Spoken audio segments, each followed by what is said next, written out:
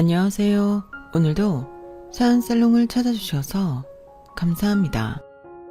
저는 저희 계속된 호의를 권리로 착각한 어리석은 남편을 팩트로 무너뜨린 50대 여성입니다. 제 남편은 그 시대 사람들 중에서도 가부장적이고 자기 삶을 중시하는 사람이었어요.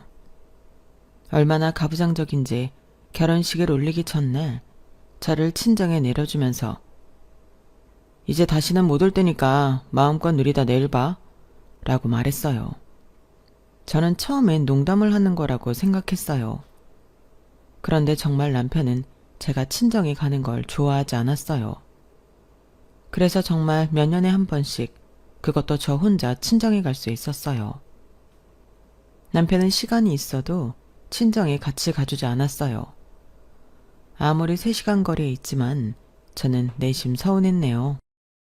그런 마음들이 차곡차곡 쌓여서 저는 막내 아들이 20살이 되던 해에 남편과 이혼을 하게 되어요. 그리고 그 다음 해에 저희 친정 아버지가 돌아가셨죠.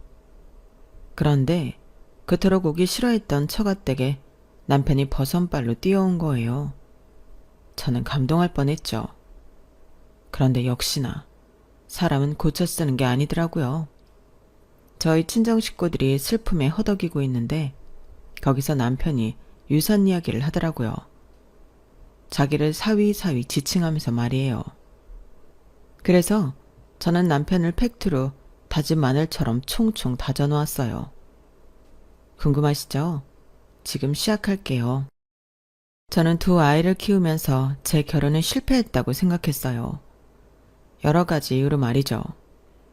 그래서 언젠가는 남편과 이혼할 생각이었어요. 물론 이렇게 시간이 오래 걸릴 줄은 몰랐죠. 저와 남편은 막내 아들이 대학교에 입학한 그 해에 결혼을 했으니까요. 무려 23년이에요. 제가 남편과 결혼을 유지한 기간이 23년이나 되었죠. 사실은 정말 이혼을 원하지 않았던 건 아니냐고요? 아니에요. 저는 정말 이혼을 간절하게 원했어요. 하지만 이혼은 말처럼 쉬운 게 아니더라고요.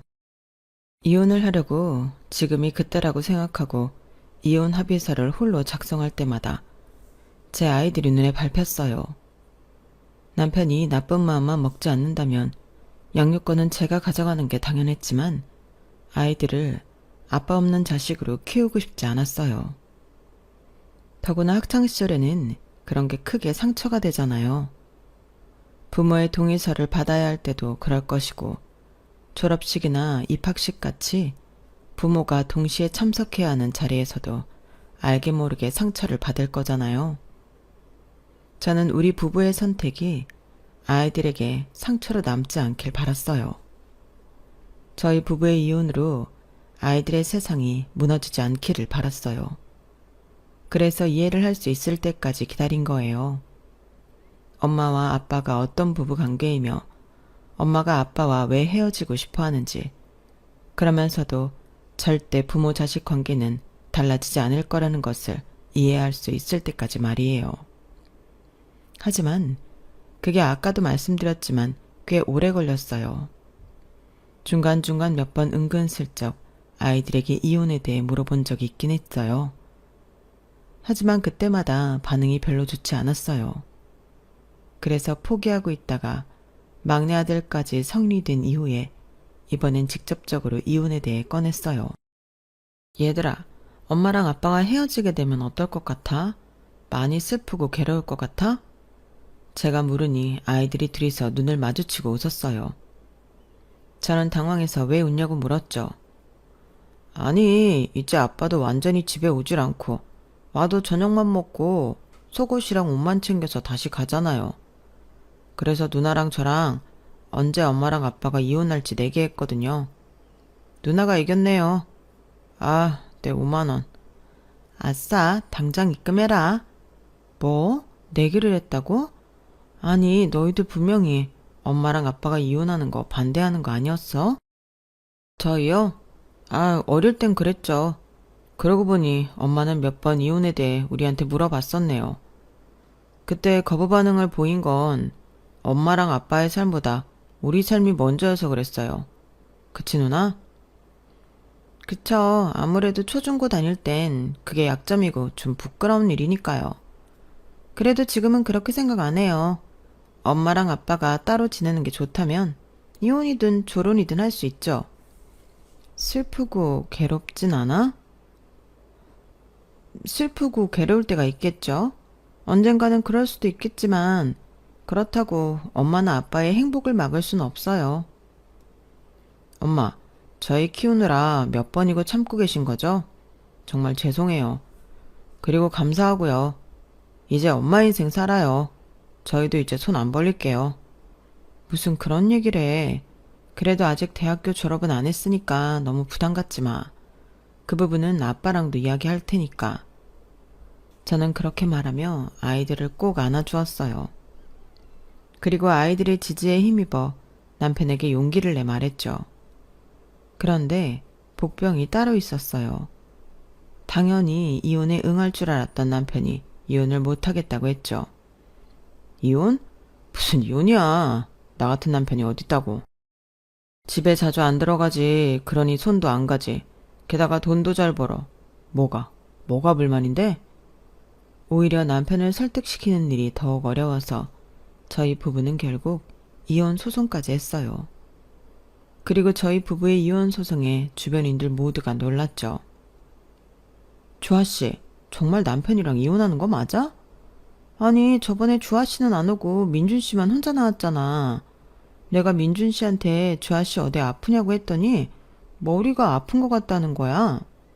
그래서 그게 무슨 말이냐고, 두통이 심하냐고 내가 호들갑을 떠니까 이혼하자고 했다고 하더라고. 내가 너무 놀라서 심장이 덜컥 내려앉더라니까? 정말이야? 둘이 이혼하는 거야? 아, 네, 그렇게 됐어요. 아니, 왜? 둘이 유명한 대학교 캠퍼스 커플에 5년 장기 연애하고 결혼했다고 하지 않았어? 그리고 모임 나와서 둘이 신혼부부처럼 잘 지냈잖아. 그런데 왜? 혹시 민준 씨한테 무슨 문제 있었어? 문제 없어요. 그냥 오래전부터 잘 안 맞았고 이제서 그렇게 결정한 것 뿐이에요. 에이, 오래전부터 잘 안 맞긴 자기들 같은 인꼬부부가 어딨다고. 나 아직까지 놀라서 심장이 벌렁거린다니까? 정말 이혼하는 거야? 다들 못 믿는다니까? 나 무슨 꿈꾸는 것 같아. 하긴 그럴 만도 해요. 저는 정말 성실하게 남편을 따라 모임을 나갔거든요. 그렇게 남편과 같이 가는 모임만 서너 개. 아, 이번에 제가 남편을 따라 골프를 배우면서 하나 더 늘었으니 대여섯 개 되겠네요. 이런 말씀을 드리면 당연히 이혼을 결심한 남편을 왜 이렇게 부지런히 따라다니냐고 묻는 분들이 있을 수도 있을 거예요. 하지만 그건 나름의 이유가 있어요. 제가 사람을 좋아하는 것도 맞지만 저는 굉장히 역할에 충실한 사람이에요. 그리고 치밀한 사람이죠. 이혼을 할 때 그 어떤 실수 용납할 수 없었어요. 그리고 여기서 실수란 공격당할 여지를 말해요. 저는 남편에게 여지를 주고 싶지 않았어요. 그래서 가기 싫은 자리도 함께 가서 좋은 부인인 체를 했죠. 그래서 실제로 법원에서 남편은 제 귀책 사유를 전혀 찾지 못했어요. 하지만 이런 사연은 누구도 몰랐어요. 저는 굳이 가볍게 입을 열지 않았고 남편은 자기가 불리하니 말하지 않았겠죠. 그래서 주변에서 저를 욕하더라고요. 아니, 어제는 민준 씨가 신랄하게 자기를 까더라? 뭐 이혼을 너무 쉽게 생각한다느니 사람이 너무 극단적이라느니 분명 자기 결정에 발등 찍히는 날이 올 거라고 저주를 하지 않나. 그래서 사람들이 막 억측을 하는 거야. 억측이요? 자기가 바람을 피웠대. 그런데 웃긴 게 뭔지 알아? 서범 씨인가? 누가 그렇게 말했거든? 주아 씨 남자 있는 거 아니냐고. 그러니까 민준 씨가 방방 뛰면서 나도 그렇게 생각한다고 그러는 거야. 그뿐만이 아니었어요. 저는 뭐 하나 모자란 것 없는 남편을 두고 바람핀 여자뿐 아니라 살 비비고 살아온 정도 모르는 냉정한 여자, 치졸한 여자가 되어 있었어요. 저는 남편이 우스웠어요. 그건 모두 사실이 아니었으니까요. 게다가 법원에서 증명한 것처럼 이혼의 귀책 사유는 남편에게 있었어요. 하지만 전 그 어떤 대응도 하지 않았어요. 다른 많은 이유가 있지만 무엇보다도 남편과 똑같은 사람이 되고 싶지 않았거든요. 그래서 남편의 가정에 대한 기여도가 얼마나 낮았는지, 얼마나 엉망이었는지 저는 누구에게도 이야기하지 않았죠. 하지만 여기서는 이야기해볼까 해요. 저희 남편이 건축업에 종사한다고 말씀드렸죠. 그래서 아이들이 말한 대로 일주일에 2번 정도 집에 들어왔어요. 그리고 집에 들어오면 대체로 소파나 침대에 누워 있었고요. 저는 결혼을 하기 전에 남편과 연애를 5년가량 했지만 같이 살아본 적이 없어서 남편의 이런 성향이라고 할까요? 이렇게 무책임하고 불성실한지 몰랐어요. 게다가 남편은 사회적으로 무척 성실하고 책임감 있는 사람이었기 때문에 손 하나도 까딱하지 않는 남편이 당황스러웠죠. 그래서 처음엔 싸웠어요. 그리고 지쳐서 아이를 낳으면 다르겠지 생각했죠. 흔히 아이를 낳으면 성장하고 성숙해진다고 하잖아요. 그런데 첫 아이를 낳았을 때 남편은 전과 다르지 않았어요. 그리고 3살 터울로 둘째가 생겼을 때도 전과 다르지 않았죠. 그때나 저때나 소파나 침대에 누워서 저를 불렀어요. 주아야, 나 물 좀. 주아야, 나 배고파. 주아야, 나 국수가 좀 먹고 싶은데? 이런 식으로 제가 임신을 했을 때도, 출산한 지 얼마 되지 않았을 때도, 아이를 보고 있을 때도 저를 하인처럼 부려먹었어요. 집에서 지 손으로 하는 게 하나도 없었죠. 그래서 제가 막 따지면 남편은 하나같이 이렇게 말했어요. 난 밖에서 돈 벌잖아. 땡볕에서 혹은 콧물도 얼어붙는 추위에서 내가 너 먹여 살린다고 돈 벌잖아. 그런데 이것도 못해줘? 정말 똑같은 레파토리에 저는 질색을 했죠. 그리고 기가 막혔어요. 밖에서 돈 벌어온다 이러는데 사실 저도 돈 벌고 있었어요. 제가 음대에서 피아노를 전공했거든요. 같이 졸업한 친구와 작게 피아노 학원을 열어 학생들을 가르치고 있었어요. 엄연한 원장으로 말이에요. 그리고 남편은 결혼 생활 23년 동안 고작 매달 60만 원을 줬어요. 그 60만 원은 어떤 상황에서도 오르지 않았죠. 애들 학비가 올라도 애들 책값이 올라도 동결이었어요. 그러니 제가 기가 막히죠. 그래서 제가 저도 번다고 하면 뭐라고 했는 줄 아세요? 당신 자꾸 돈 번다 하면서 나도 부려먹는데 뭘 부려먹어. 나도 돈 벌어. 나도 피아노 학원 원장으로 있으면서 못지않게 번다고. 너는 더우면 시원하고 추우면 따뜻한 데서 일하는 거잖아. 그거랑 더우면 덥고 추우면 더 추운 곳에서 일하는 나랑 같아? 손가락만 뚱땅거리면서 돈 버는 주제에 무슨. 빨리 국수나 말아와. 국수 타령이나 하지 말고 제발 육아를 돕든 살림을 돕든 해. 나도 일하는 사람이야. 그런데 언제까지 나 혼자 독박육아 독박살림해야 해? 일이 바쁜 걸 어떻게 하라고. 집에 들어오면 새벽인데 피곤하게 꼬박꼬박 집에 들어올 필요 있어? 그래도 다른 남편 다른 아빠들은 꼬박꼬박 집에 들어와. 그리고 이번 달에 얼마나 벌었어? 그걸 네가 왜 궁금해해? 부부 사이에 이런 것도 공유를 못해? 너만 말하기 억울하면 나도 말해줄게. 그러니까 너도 말해봐. 이게 서방님한테 너너거리네. 어디서 배운 싸가지야? 우리 동갑이거든? 그래도 결혼을 하면 서방님 해야지. 내가 이래서 연하를 만나려고 했는데 연하가 얼마나 좋냐? 오라버니 하면서 비위도 맞추고. 괜히 동갑을 만나서. 네가 만나달라고 쫓아다녔잖아. 그래, 후회한다고. 내가 그걸 죽어라 후회해.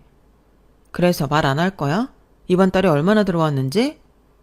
생활비 줄 정도는 되니까 국수 말러 가세요. 생활비 고작 60만 원 주면서 생색을 엄청 낸다? 고작 60만 원 좋아하네. 고작 60만 원이라고 하는 거 보니까 손가락 뚱땅대면서 잘 버나 보다. 그럼 다음 달부터 고작 60만 원도 안 보내도 되지? 제가 왜 육아를 하면서 제 결혼이 실패했다고 생각했는지 이해가 가시죠? 게다가 남편은 처음에 제가 남편이 자기 삶을 중시하는 사람이에요.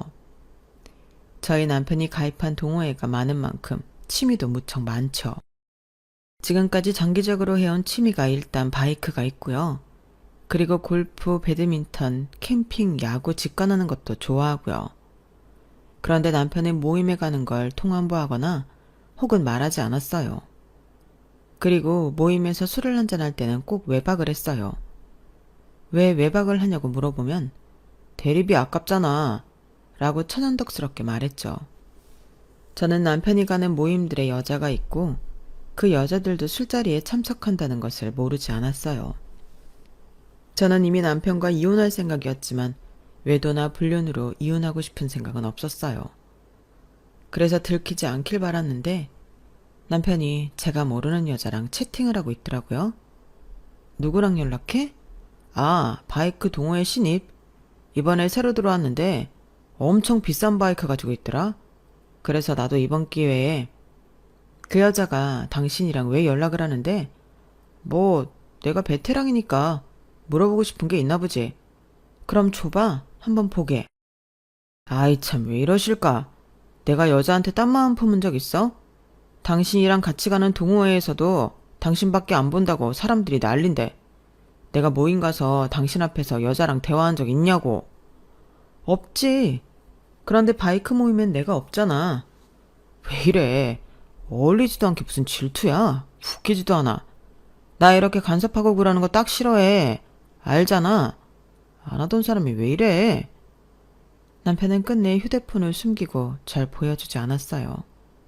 그리고 법원에서도 그 사실은 언급되지 않았어요. 물론 제가 걸고 넘어지지 않아서 입도 뻥긋하지 않은 거지만 떳떳하지 않은 건 확실해요. 근거는 없지만 제 촉이 그렇거든요. 그리고 제가 결정적으로 지금 당장 이혼해야겠다고 생각한 계기가 있었어요. 물론 아이들 때문에 그 시기에 이혼을 한 거기도 한데요. 제가 그 시기에 자궁 적출 수술을 받아요. 근종이 좋지 않은 위치에 있어서 아이의 자궁을 적출한 건데요. 그 사실을 굳이 남편에게 말할 필요가 없을 것 같아 말하지 않고 있었는데 딸이 말한 모양이에요. 병원에 돌아오는 길에 전화가 오더라고요. 당신 수술한다며? 그렇게 됐네. 그런데 굳이 현장도 바쁜데 올 필요 없어. 보호자도 아들이면 충분하고. 아, 그럼 뭐 간단한 수술인 거네. 아니, 나는 또 엄청 힘든 수술인 줄 알았지. 그날 하필 일이 있어서 집에 못 올라갈 것 같거든. 깨기도 어려운 약속이라서. 그럼 나 맘 편히 있어도 되는 거지? 저는 아닌 척했지만 마음이 많이 상했어요. 그리고 남편은 제가 퇴원할 때까지 한 번도 오지 않았어요. 그리고 퇴원을 하고 나서도 괜찮냐는 연락 한 번 없었고 집에 왔을 때는 다른 때와 다름없이 저를 부려먹었죠. 다른 때는 정말 잘 참았어요. 저 23년을 견뎠잖아요. 그런데 그날은 오죽 못 버티겠더라고요.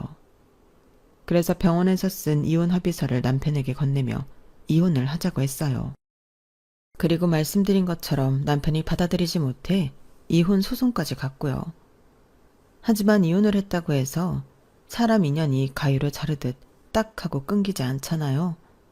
저도 그건 알고 있었어요. 하지만 남편은 결혼 당시보다 더 자주 이젠 제 집이 된 집을 오고 갔어요. 이혼을 한 뒤에 제가 남편의 물건을 상자에 넣어서 현관 앞에 뒀거든요. 그걸 가져가라고 하는데 며칠을 안 가져가더니 뻔뻔하게 현관문을 두드리더라고요. 그것만 가지고 가면 되지 뭘 문까지 두드려? 아주 비밀번호까지 바꾸고 정말 남남처럼 지내자는 거지? 그러니까 이혼했지. 그럼 뭐하러 성가시게 이혼까지 해? 얼른 밖에 있는 짐 가지고 나가.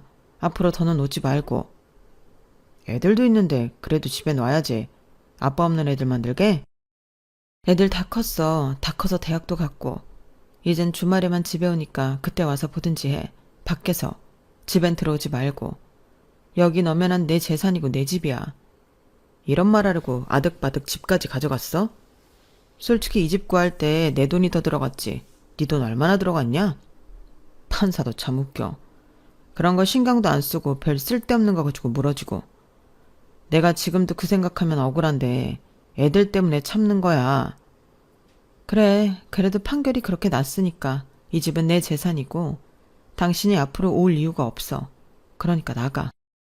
아, 너무 늦었어. 지금 출발하면 새벽에 도착해. 그래서 지금 자고 가겠다고? 어쩔 수 없잖아. 퇴근하자마자 출발해서 지금 삭신이 쑤셔. 그래도 이혼했으니까 같은 침대에서 자자고는 안 할게. 난 우리 아들 방에서 자야겠다. 당신 정말 미쳤어? 우리 이혼한 사이야. 이혼 도장 아직 마르지도 않았다고. 그러니까 지금부터라도 다시 생각해봐. 어디 가서 나 같은 남자 만나겠어? 우리 아직 숙려기간 아닌가?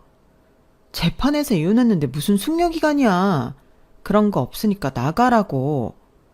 너는 진짜 내가 20년을 넘게 데리고 살았지만 어떻게 된 게 인정이 없어. 저번에도 말이야. 우리 친구 지훈이 걔 사업 좀 도와주게 걔네 회사 주식 좀 사자니까 또 우발대발하면서 안 된다 그러고. 그런데 봐봐. 걔네 회사 지금 얼마나 잘 됐어? 그래서 대기업이라도 됐대? 아니잖아. 그래봤자 중소기업 아니야? 그리고 당신은 어떻게 그렇게 쉽게 돈을 투자해? 심지어 그게 한두 푼이었어? 500만 원이었다고 500만 원. 그리고 어차피 당신은 내 말 안 듣고 투자했잖아. 당신도 투자했으면 더 벌었을 거 아니야. 그리고 뭘 쉽게 투자해. 친구잖아. 내 친구기만 해? 당신 친구이기도 하잖아. 참 정이 없어 사람이. 나중에 봐라 당신. 진짜 후회한다. 주변에 나밖에 없을 거야. 한번 봐봐. 당신도 없어도 돼. 아무도 없어도 되니까 빨리 나가. 왜 자꾸 민기적거려? 하지만 제 말에도 남편은 집을 나가지 않았고 그 주 주말 내내 집에 있었어요. 집에서 하루 종일 저를 쫓아다니며 귀찮게 했어요. 그래서 주말 내내 밖에 할 일 없이 있었네요. 그리고 월요일 돼서 일어나 보니 출근을 하면서 남편이 내놓은 짐을 모두 가지고 갔더라고요. 이제 정말 끝이구나 싶었어요. 남편의 번호도 지우고 메신저도 차단하고 현관 비밀번호도 다시 바꿨어요. 한동안 잠잠했어요. 그런데 형님한테 연락이 오더라고요. 처음엔 전화를 안 받으려다가 제가 시댁과 사이가 좋았거든요. 시어머니, 형님, 아주버님, 동서, 서방님까지 어울려 잘 지냈어요. 그런데 저희 부부가 이혼할 때 미리 연락을 못 들었어요. 상황을 설명드리지도 않았고요. 그래서 그때 미안함과 혹시 무슨 일이 있나 싶어서 전화를 받았어요. 네, 형님, 잘 지내셨죠? 동서, 상황이 그렇게 됐는데 내가 전화를 해도 되나 모르겠네. 그런데 내가 서방님한테 들은 이야기가 있어서. 아유, 전화야 할 수 있죠. 무슨 일인데 그러세요? 아니, 서방님이 이번에 아버님 제사에 동서가 온다고 하길래 확인차 물어보려고. 저는 당황했어요. 제가 전 시아버지의 제사에 갈 이유가 없으니까요. 하지만 앞서 말씀드렸다시피 제가 사이좋게 잘 지내던 시댁 식구들과 제대로 작별하지 못했어요. 그래서 저는 시댁 식구들에게도 시간이 필요하지 않을까 생각했어요. 정말 저희 잘 지냈거든요. 매년 서로 생일을 챙기는 건 기본이고 가까이 사니까 자주 만나서 밥도 먹고요. 매달 돈을 모아 상반기, 하반기 여행도 가고 작년에는 베트남도 다녀왔어요. 그리고 저희가 이렇게 똘똘 뭉칠 수 있었던 이유는 시어머니 덕분이에요. 저희 시어머니는 정말 최고였어요. 다시 결혼해도 그런 시어머니는 못 만나겠다 싶을 정도로요. 저희 남편이 삼형제라 며느리만 3명인데 시어머니는 저희들을 매번 손님이라고 생각했어요. 한 번도 부엌에 부른 적이 없고요. 저희 앞에서 우리 아들 하지도 않으시고요. 챙기는 순서가 늘 며느리, 손자랑 손녀, 그리고 아들이었어요. 어머님은 늘 저희부터 챙겨주시네요. 다른 시어머니들은 대놓고 아들 한다는데 우리 시어머니는 아들만 셋 낳으셔서는 저희 보고 귀한 아들 데려갔으니 잘 보살피란 소리도 안 하시고. 그렇지 동서. 저희가 시어머니를 참 잘 만났다니까요. 내가 아들 셋 낳고 우리 시어머니가 나한테 뭐라고 했는지 아냐? 며느리한테 잘해라 그 말부터 했어. 아직 애들이 어려서 말도 제대로 못할 때부터 말이다. 그러면서 시어머니가 또 그렇게 말했지. 며느리한테 잘하는 게 아들을 위한 거라고. 알다시피 너희 시아버지도 형제가 많잖냐? 그래서 나도 그렇게 하는 거다. 내가 너희한테 잘하면 너희는 내 아들한테 더 잘하겠지. 그렇게 생각하는 거야. 물론 너희들이 예뻐서 그러는 것도 맞지. 고맙기도 하고. 우리 아들이랑 같이 살아주니까. 그래서 저는 이혼을 한 다음 해에 시아버지 제사에도 갔고 시어머니 팔순 잔치 때도 갔어요. 물론 탈이 없었던 것은 아니에요. 시아버지 제사 때나 시어머니 팔순 잔치 때 남편이 늘 저희 집 앞으로 데리러 왔거든요. 그때부터 저는 스트레스를 받았어요. 남편이 제가 차에 타자마자 이래라 저래라 잔소리를 하기 시작했어요. 가면 너무 이혼한 거 티내지 마. 가뜩이나 우리 엄마 나 이혼한 거 안쓰러워 하시는데 굳이 티낼 필요 없잖아. 그리고 좀 웃고 나오기 싫었던 거 티내지 말라고. 아니 근데 옷이 그게 뭐야? 다른 옷은 없었어? 계속 그런 식으로 말할 거면 차 세워. 택시 타고 알아서 갈 테니까. 내가 한 말 잊었어? 지금 우리가 따로 들어가면 얼마나 티내는 거야. 이혼한 거 티내지 말자고. 가족들 다 불편해한다니까? 이혼한 게 사실인데 뭘 불편해해. 그러게 내가 시댁 행사에 간다고 왜 말을 해. 애초에 안 간다고 했어야지. 그럼 피차 서로 불편한 거 없잖아. 와, 너 진짜 인정이 없다.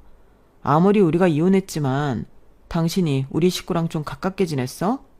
당신 진짜 속내가 이거야? 우리 식구들이 들으면 얼마나 서운하겠어. 당신 정말 나쁘다. 못됐어. 어쩜 사람이 이래? 우리 이혼했어. 이혼이 무슨 뜻인지 몰라? 혼인관계를 끝낸다는 거야. 시댁이 뭔데? 혼인하면서 생긴 가족이잖아. 그럼 이혼과 동시에 그 사람들과는 이별이지. 저는 남편 앞에서는 시댁 식구들에게 완전히 정을 떼버린 것처럼 말했어요. 이게 다 정신 못 차리는 남편에게 현실을 깨우쳐주기 위함이었죠. 사실 속내는 그렇지 않았어요. 저도 좋은 가족관계를 놓아야 하는 게 아쉽고 그랬죠.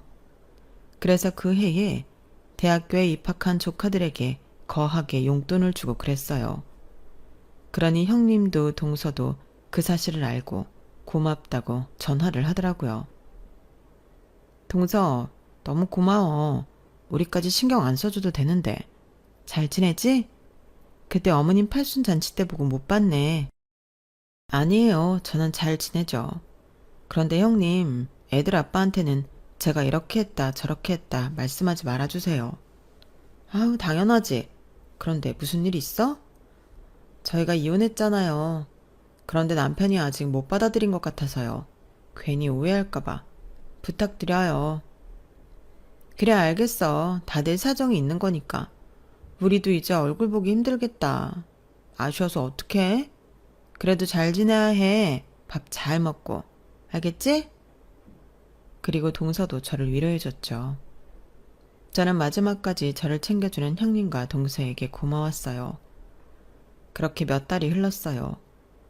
모든 연락을 차단한 남편은 아이들을 통해서 제게 필요도 없는 안부를 전했고 가끔 찾아왔어요. 어울리지도 않게 아빠 노릇을 하겠다고 찾아온 거라 저는 내치지는 못했어요. 물론 집에는 들어오지 못하게 했죠. 그러던 중에 저희 친정 아빠가 뇌출혈로 쓰러지셨어요. 저희 친정 아빠는 하우스 농사를 하시는데 그해 유독 더워서 더위 때문에 일꾼 건강을 걱정하시더니 본인이 뇌출혈로 쓰러지셨어요. 건강관리에 유의하던 분이라 모두 의아해했죠. 게다가 상황이 좀 심각했어요. 아빠의 병세가 회복이 안 됐죠. 아빠가 계속 입원을 하는 바람에 일손이 부족했어요. 저희 친정 엄마도 계속 병원을 가야 해서 자리를 비워야 했으니까요. 아빠와 같이 하우스 농사를 하는 남동생 가지고는 부족했죠. 그래서 남동생이 저에게 SOS를 치더라고요. 누나, 어떻게 좀 안 될까? 내가 봤을 땐 아버지 회복하려면 시간이 오래 걸릴 것 같아. 지금 나 혼자서는 역부족이야. 이러다가는 올해 농사도 다 망칠 거야. 그래서 저는 피아노 학원을 접고 집도 팔아서 고향으로 내려갔어요. 그리고 제가 내려간 주에 아빠가 퇴원을 하셨는데 반신마비, 편마비 때문에 일상생활이 힘드셨죠. 저는 엄마와 번갈아가며 아빠를 케어하고 하우스 농사일을 하고 그랬어요. 그때 모르는 번호로 전화가 왔죠. 예상하셨겠지만 남편이었어요. 당신 어디야? 대뜸 모르는 번호로 전화해서는 무슨 일이야? 어디냐고. 애들도 입막음하고 대체 뭐 하는 거야? 학원도 닫았더만. 뭐야? 뭔데? 걱정하는 거야, 치주하는 거야. 고향으로 내려왔어. 그런데 그게 뭐? 당신이랑 상관 있어? 상관 없다고 생각해? 애들은 어쩌고 그 시골로 이사를 가. 아무리 다 컸다고 하지만 엄마 손길이 필요한 때야. 아들은 곧 군대 가는데. 당신이 지금 거기 있으면 어떡해? 당장 돌아와. 설마 집까지 판 거 아니지? 집까지 팔았지. 팔고 내려오지. 뭐 어떻게 해야 하는데? 당신이라도 줘야 해? 그러길 바랐던 거야? 아, 안 그래도 당신한테 한번 전화하려고 했어. 이제 나보다 애들이랑 더 가까우니까 애들 잘 챙겨줘. 특히 애들 먹는 거. 가뜩이나 혼자 살았어. 간단하게 먹으니까. 만나면 좋은 거 사주고. 뭐 어머님한테 데려가도 되고. 그건 당신이 알아서 결정해. 아무튼 나는 자주 못 가니까 당신이 잘 챙겨줘. 정말 간 거야? 이제 안 올라오려고? 집은 정말 판 거야? 팔았다니까 부동산 가서 확인하든지. 왜 간 건데? 당신 여기 좋아했잖아. 그 집도 당신이 결정한 집이잖아. 나는 지금 이해가 안 돼. 왜 갑자기 그런 결정을 한 거야? 저는 고민하다가 솔직하게 말했어요. 아빠가 아파 뇌출혈로 쓰러지셨어. 지금 편마비 상태라 거동도 힘들고 하우스 일손도 부족하고 아빠 간호도 해드려야 해서 내려왔어. 아, 장인어른이? 그래서 내려온 거야. 이제 됐지? 저는 남편이 어떤 인간인지 알면서 뭘 기대했던 걸까요? 남편이 그 말을 듣고도 저에게 무슨 말을 한 줄 아세요? 집 정말 판 거면 반은 나 줘야 하는 거 아니야? 저는 기가 막혀서 아무 말이 안 나왔어요. 아니, 솔직히 그렇잖아. 내가 더 많이 투자해서 산 집인데 팔았으면 못해도 반은 줘야지. 어차피 지금 장인어른 댁에서 사는 거 아니야? 그럼 지금 당장 그 돈 쓸 일도 없고. 당신은 그 말이 다야? 당신 장인어른이 아프다니까. 언제는 이혼했으니 남이라며. 이혼이라는 게 그렇다며. 혼인 관계를 끝내는 거라며. 그래서 당신도 우리 식구들 다 끊어냈잖아. 그럼 나도 그런 거 아닌가? 저는 황당해서 전화를 끊었어요. 그런데 남편은 자꾸 전화를 했죠. 그 사이에 저희 아빠의 병세는 더 악화되었어요. 저는 이래저래 스트레스를 받아서 또 전화가 온 남편에게 고래고래 소리를 질렀어요. 적당히 해. 이제 나는 당신 같은 건데 신경 쓸 겨를도 없어. 장인어른 상태가 많이 안 좋아지셨어? 그래. 그러니까 이제 전화도 하지 마. 그런데 설마 장인어른이 아들만 챙기진 않겠지? 뭐? 그게 무슨 소리야. 장인어른 재산이 꽤 있잖아. 그런데 그거 다 아들한테만 주진 않겠지? 뭐 아니겠지. 장인어른이 딸들을 좀 예뻐했어. 특히 자기 닮은 당신은 더 예뻐했지. 그러니까 당신은 걱정 마. 내 생각엔 당신한테도 꽤 많이 유산을 주실 것 같으니까. 그거 가지고 우리 새 출발하면 돼. 그래도 혹시 모르니까 유산 상속 어떻게 했는지 알아보고 내가 다 당신을 위해서. 저는 남편의 악덕스러운 말에 전화를 끊어버렸고 새로운 번호 또한 차단을 했어요. 그리고 불행하게도 아빠는 며칠 뒤에 정말 돌아가셨어요. 저는 상복을 입고 내내 울고 있었죠. 그런데 남편이 장례식장에 왔어요. 두 손 무겁게 바리바리 싸들고 남편이 왔어요. 당신이 여기로 어떻게 왔어? 당신이 내 전화를 안 받아서 처남한테 전화하니까 여기 있다던데? 당신 괜찮아? 밥은 먹었고? 매영. 아까 출발하신다더니 벌써 오셨어요? 급한 일인데 좀 밟았지. 처남은 밥 먹었어? 이런 일이 있을수록 잘 챙겨 먹어야 돼. 매영은 식사하셨어요? 같이 하시죠. 그렇게 저희 식구들과 남편은 식사를 했고 남편은 술도 조금 마셨어요. 집에 안 갈 거야? 에이, 내가 자리 지켜야지. 그리고 이런 날 아니면 언제 처남이랑 한잔 하겠어. 처남, 받아. 그리고 취기가 오른 남편은 제 남동생을 붙잡고 본심을 드러냈어요. 처남, 아무리 그래도 너무 욕심부리면 안 돼. 그러다 의가가 상한다고. 아무리 인생이 돈이 전부지만 위에는 돈 주고 못 산다. 절대 욕심부리면 안 돼. 그 말을 남편은 귀에 딱지가 안 될 정도로 반복했어요. 그리고 다음 날이 되었을 땐 열심히 장례식에서 허드렛 일을 했죠. 처음 보는 모습이었어요.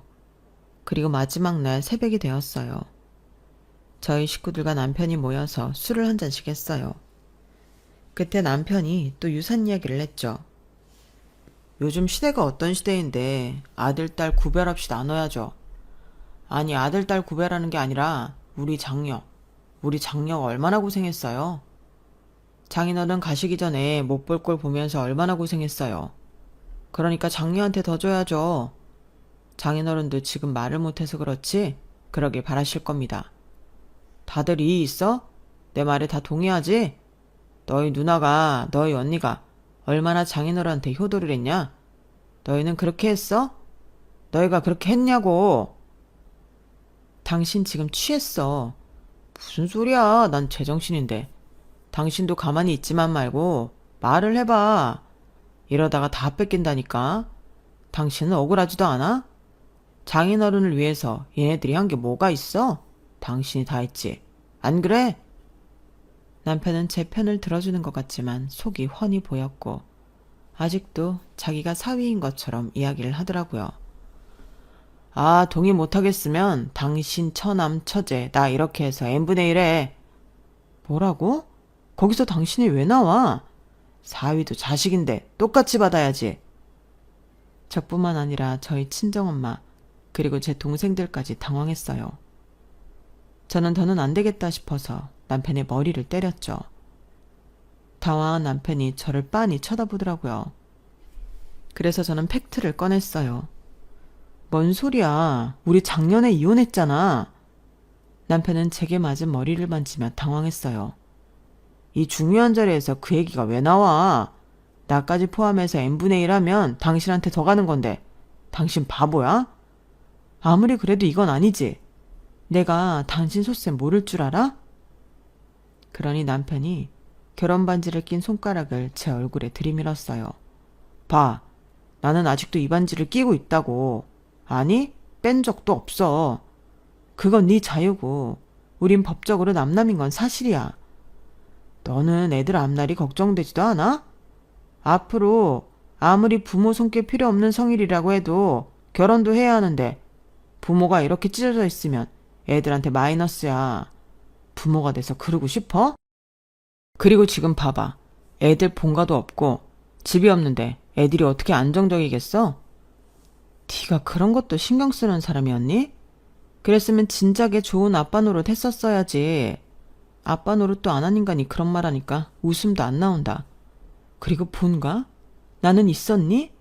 나한테 친정은 있어도 없는 거였어. 네가 내가 친정 간다고 할 때마다 눈치 줬던 거 기억 안 나? 너는 내가 언제 그랬다고 그래. 일이 바빠서 못 간 거였지. 장모님, 아닙니다. 이 사람 말 사실 아니에요. 하지만 자네 정말 결혼하고 한 번도 처갓대가 안 오지 않았나? 정말 바빠서 그랬던 겁니다. 정말 눈 뜰 새 없이 바빴어요. 당신은 왜 그런 말을 했어? 내가 당신 속셈을 모를 줄 알아? 유산. 그놈의 유산 좀 얻어먹으려고 그러는 거잖아. 우리 아빠 걱정한 적도 없으면서. 우리 아빠 병세 이야기했을 때도 집 한 돈 나눠달라며? 제가 그렇게 나오자 남편은 장례식장에 덩그러니 누워버렸어요. 아, 몰라. 나는 유산 나눠줄 때까지 한 발짝도 못 움직여. 그렇게 장례식 내내 있다가 남편은 친정까지 따라왔어요. 그래서 저는 이를 갈고 준비를 했죠. 그리고 제가 준비한 것들의 사본을 자고 있는 남편의 얼굴에 뿌렸어요. 뭐야? 남편이 제가 준비한 것들을 하나씩 읽어보더니 얼굴을 붉혔어요. 이게 뭐 하는 짓이야? 대체 이걸 가지고 뭘 하겠다고? 내가 우리 이혼 소송할 때 억울하지 않았던 게 아니야. 그래도 나는 이런 상황에도 협의이혼을 생각할 만큼 추잡스럽지 않은 이혼을 꿈꿨다고. 그런데 당신이 자꾸 나를 더러운 싸움을 하게 만드네? 나 이 자료들 가지고 위자료 청구 소송할 거야. 뭐? 위자료 청구 소송? 생각해봐. 당신 나한테 위자료 안 줬어. 이 자료 없이 선정된 얼마 되지도 않는 위자료도 안 줬다고. 그래서 나는 이 자료들 가지고 다시 위자료 청구할 거야. 그리고 당신이 주게 만들 거야. 남편은 제 말에 당황했고 제가 준비한 자료들은 이런 거였어요. 일단 남편의 취미 중 하나인 바이크인데요. 남편이 가지고 있는 바이크는 총 3대고 그중 2대는 제 돈과 제가 대출받은 돈으로 산 거예요. 물론 빌려달라는 말로 받아갔고 갚지 않았죠. 그리고 남편이 제 돈을 빌려 주식 투자를 해 망한 적이 2번이나 있는데요. 그 사실도 저는 이혼 소송할 때 말하지 않았어요. 그리고 제가 독박 육아를 했다는 증거 또한 저는 제출하지 않았는데요. 제가 일기를 쓰는 게 습관이거든요. 당연히 결혼 생활 23년 동안 쓴 일기도 있고요. 거기엔 제가 독박 육아를 해서 힘들어한 증거들이 많아요. 그리고 친구들이 쓴 편지들 중에도 독박 육아로 힘든 저를 위로하는 글귀들이 있더군요. 마지막으로 저는 남편이 외도를 했다는 증거를 밝혀냈어요. 어떤 젊은 여자가 저에게 문자가 왔거든요. 돈을 달라고요. 남편이 자기와 외도를 하고 있는데 밝혀지는 걸 원치 않으면 돈을 달라고 했어요. 그래서 그 증거를 가져오라고 했죠. 증거가 술술 나오더군요. 게다가 남편이 다른 여자와도 관계가 있다는 증거까지 얻을 수 있었어요. 결국 돈을 주고 증거를 산 셈이 되었죠. 하지만 저는 이혼 소송을 할 때 그 이야기도 하지 않았어요. 앞서 말한 것처럼 깔끔하게 이혼하고 싶었고 애들이 보는 앞에서 아빠를 망신주고 싶지도 않았고요. 하지만 그런 저의 선의를, 호의를 권리로 생각하는 남편에게 본때를 보여주기로 했어요. 정말 다시 소송을 하겠다고? 이게 이길 수 있을 것 같아? 돈 빌려준 거? 갚겠다고 하면 돼. 독박 육아? 고작 그깟 일기장으로 뭘 해보겠다는 거야. 일기장 그거 위조했다고 내가 우기면 어쩔 건데. 그럼 외도는? 외도는 사실이고? 그것도 다 위조한 거라고 우기면 정확한 증거 있어? 어디 CCTV라도 확보해 놓으셨네요? 그렇게 자신만만해? 애들을 앞에 두고도 그렇게 말할 수 있어? 내가 그러면 여기서 더 너한테 돈 뜯길까봐? 아파트 하나 뺏긴 것만으로도 내가 얼마나 억울한데. 나는 이제 너한테 뜯어낼 거야. 내 모든 걸 다 동원해서 네가 받을 유산 뜯어낼 거라고. 그래, 어디 한번 해봐. 나는 너 빈털터리로 만들 거니까 누가 이기나 보자고. 그렇게 저는 남편에게 위자료 청구 소송을 했고 준비한 자료를 모두 증거로 제출했어요. 남편도 저도 서로 빈털터리로 만들기 위해 피 터지는 싸움을 했어요. 하지만 남편이 가져올 만한 증거는 없었고 가져온 증거들도 모두 불충분했죠. 하긴 당연해요. 저는 결혼 생활 23년 동안 충실히 부인 역할을 다 했으니까요. 말씀드렸잖아요. 제가 무척이나 치밀한 편이라고요. 결국 전 위자료 청구 소송에서 승소했어요. 남편에게 지연 이자까지 배가 넘는 위자료를 받게 되었죠. 물론 받기까지 시간이 좀 걸렸어요. 남편이 줄 수 없다고 항소를 했고 또 소송을 했거든요. 하지만 결과는 전과 동일했어요. 법원은 저의 손을 들어주었죠. 그런데 사람이 참 질겨요. 또 안 주려고 하더라고요. 그러면 또 봐줄 줄 아는지. 하지만 이번에는 제가 강하게 나갔어요. 법원에다 강제 집행을 신청했죠. 저는 몰랐는데 남편이 시아버지로부터 물려받은 건물이 있더라고요. 저는 정말 몰랐어요. 그런 이야기는 한 번도 하지 않았거든요. 아무튼 그 건물을 법원이 압류한 뒤 경매로 넘겼고 팔렸어요. 그리고 그 돈으로 남편에게 위자료를 받을 수 있었죠.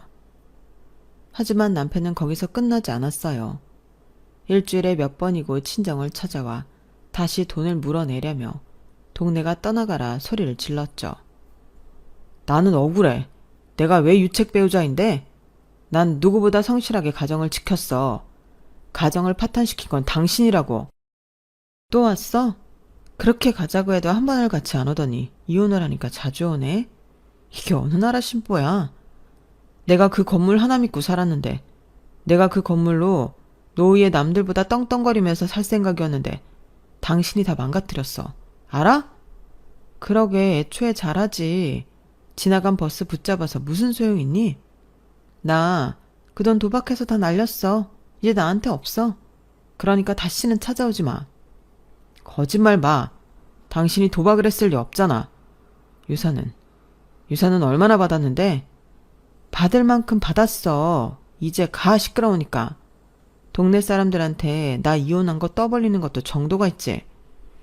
그렇게 남편은 몇 번이고 와서 난동을 부렸고 그때마다 경찰을 불렀는데 나중엔 그것마저 죄송해서 그냥 접근 금지 신청을 했어요. 진작에 할 걸 그랬죠. 그러니 남편이 찾아오지 않더라고요. 그리고 저는 위자료로 받은 돈으로 작은 건물을 사서 2층에 피아노 학원을 다시 차렸어요. 남동생과 함께 하우스를 운영할 생각도 했지만 그래도 이왕 이렇게 된 거 제 삶을 찾으려고요. 여기까지가 제 사연입니다. 여러분들은 절대 계속된 호의를 권리라고 생각하는 사람과 가까이 지내지 마세요. 언젠가 그런 사람들은 독이 될 테니까요. 그럼 오늘 하루도 즐겁게 보내시길 바랍니다. 여러분, 사연 댓글에 응원과 현명한 조언 부탁드려요. 좋아요와 구독은 저에게 큰 힘이 됩니다.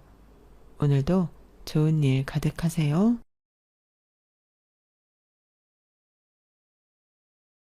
안녕하세요. 오늘도 사연 살롱을 찾아주셔서 감사합니다. 주변에 보면 집의 가정환경에 불만을 갖고 사는 사람들이 꽤 많더라고요. 폭력적인 부모님이 계시다거나 아니면 부모님이 아예 이혼을 하셨다거나 형제들 간 사이가 좋지 않아 연락을 끊고 산다는 사람들 등등 말이에요. 물론 그들도 그런 환경에서 살아왔다는 것이 힘들고 버거웠을 테지만 저는 그런 모습조차 부러워하며 살던 아이였어요. 저는 아예 어렸을 때 부모에게 버려져 가족에 대한 기억이 아무것도 있지 않거든요. 나중에는 저를 일부러 유괴한 것이 아니라 부모님 역시 저의 실종 사건으로 평생을 소갈이하며 살았다는 것을 알게 되었지만 말이에요. 맞아요. 저는 어린 시절 부모님의 손을 놓쳐 어쩔 수 없이 헤어지게 되었고 그 후로 여기저기 옮겨다니며 맡겨져야 했어요. 보육원, 고아원, 교회 돌봄센터 등등 커오면서 수많은 곳을 거쳐 다녔죠. 이런 제 인생이 절망스럽고 부모님이 원망스러워서 나쁜 생각도 많이 하고 스스로를 올가매면서 살았었죠. 저는 애초에 태어나지 말았어야 할 저주받은 사람이라고 생각했어요.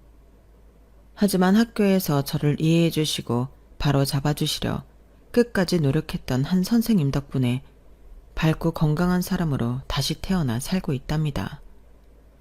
그때 그 선생님은 저의 평생 은인으로 지금도 종종 찾아뵈며 인사를 드리고는 해요. 선생님이 끝까지 지켜봐 주셔서 대학까지 어떻게 들어갔지만 그다지 좋은 머리가 아니어서 겨우 졸업 후 작은 회사에서 일을 시작했어요. 그래도 한 가지 일을 맡으면 끝까지 해내는 성실한 태도 덕분에 회사에서 나쁜 소리를 들어본 적은 없죠. 그 덕분에 옆부서 팀장님이 좋은 남자를 소개시켜주고 싶다며 만남을 추선하셨고 그 남자와 결혼까지 이어지게 되었죠. 그와의 결혼이 쉽게 이루어졌던 것은 결코 아니었어요. 만나서 연애하는 것이야 우리끼리 어떻게 하면 되겠지만 결혼은 부모님의 허락도 맡아야 하는 일이고 하다 보니 남자 쪽 집에서 저를 극심하게 반대했거든요. 부모, 형제, 심지어 먼 친척이 피부치 하나도 없는 제 출신을 받아들일 수 없다며 시어머니는 온갖 방법으로 저희의 결혼을 제지하려 하셨었어요. 귀한 아들을 둔 시어머니의 마음을 이해하지 못하는 것은 아니었지만 당시 저희는 너무 사랑하고 있었죠. 모진 말도 많이 듣고 따기도 맞아보고 온갖 수모를 다 겪었지만 그때마다 남편이 잘 버텨주어 결국 저희는 결혼 허락을 받게 되었죠. 남편이 저 아니면 죽겠다고 난리를 치니 어쩔 수 없이 저를 받아주실 수밖에 없었거든요. 가장 어렵다는 결혼의 반대를 무릅쓰고 이제는 행복할 일만 남았다고 생각했는데 대놓고 제게 시집살이를 시키는 시댁 때문에 저희 고통은 끝나지 않더군요. 툭 하면 시댁으로 저를 불러대는 통에 저는 더 악착같이 이를 붙잡고 있었어요. 제가 직장일 마저 안 하면 거의 그 집 식모 마냥 살겠더라고요. 그래서 아이를 낳았을 때 빼고는 끝까지 사회생활을 하려고 노력했죠. 엄마, 진욱이 좀 그만 불러. 일하면서 애까지 키우는 사람 불쌍하지도 않아? 엄마 집에 손님 온다고 와서 음식하라고 했다면서. 그거 내가 가지 말라고 했어. 진욱이 힘들어서 요즘 살이 5kg나 빠졌는데 더 피마르게 하지 마. 어? 야, 이 못난 자식아. 아주 지 마누라한테 꽉 붙잡혀 살아서는 집에 중요한 손님이 오시는데 시댁 가서 그것 좀 도와줄 수 있지. 그걸 또 쪼르르 너한테 가서 이러디? 아, 진욱이 걔도 참 입사다. 싫으면 싫다고 나한테 말할 것이지 왜 너를 시켜서 이렇게 분통 터지게 해? 어?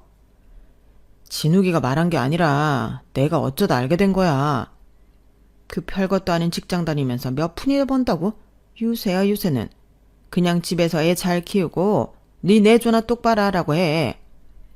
그나마 남편이 저의 방패막이가 되어주어 너무 심한 시집살이는 막아주곤 했었죠. 소중한 내 아이와 날 보호해 줄 거라 믿는 남편이 있어 결혼 생활이 유지될 수 있었던 거예요. 하지만 결정적으로 제가 이를 놓을 수밖에 없는 사건이 터지고 말았어요. 유방암입니다. 늦기 전에 빨리 수술을 진행해야 합니다. 네? 유방암이요? 하늘도 무심하시지. 제가 유방암 선고를 받고야 말았던 거예요. 다행히 암 발견 후 바로 수술과 치료가 들어가 목숨에는 지장이 없었어요.